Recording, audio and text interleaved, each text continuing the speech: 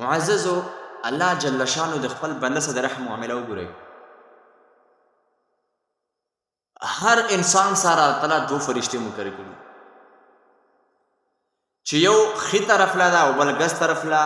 چې کله انسان نیک عمل کوي نو دغه د ښي طرف والا فرشته د دغه انسان نیک عمل لیکي، او چې کله دغه انسان بد عمل کوي د ګناه عمل کوي نو دغه د ګس طرف والا فرشته د دغه انسان ګناه لیکي. خدا تعالی رحم وګورئ.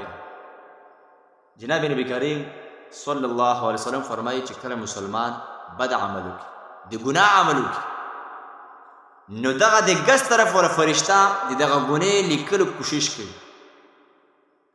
نو دغه د ښي طرف والا فرشته ورته وایي د نیکو لیکلو والا چې ای فرشتې د دغه انسان دا ګناه مه لیکه، شاید دغه انسان توبه وباسي، لږ انتظار وکړه، شاید چې دغه بنده په د خپلې ګناه باندې خپیمانه شي، لږ انتظار وکړه. نو هغه فرشته هغه قلم اوچت کړي او هغه ګناه ونه لیکي. انتظار وکړي لږ ساعت بعد بیا د دغه انسان د دغه ګناه د لیکلو کوشش وکړي. بیا دغه فرشته ته فرمایي چې ای فرشته انتظار وکړه، شاید چې دغه انسان په د خپلې ګناه باندې خپیمانه شي او الله جل شانه طرف له رجوع وکړي. معززو دغه فرشته بیا دغه ګناه لیکل پرېږدي، خو چې کله دریم ځل شي نو په دریم ځل د فرشته ورته وایي چې بس اوس ولیکه، ځکه دغه انسان ډېر بدقسمته انسان دی، ډېر بدبخته انسان دی، ځکه چې دغه انسان ګناه وکړه او دغه خپلې ګناه بخشش دی الله نه غواړي. عزتمندو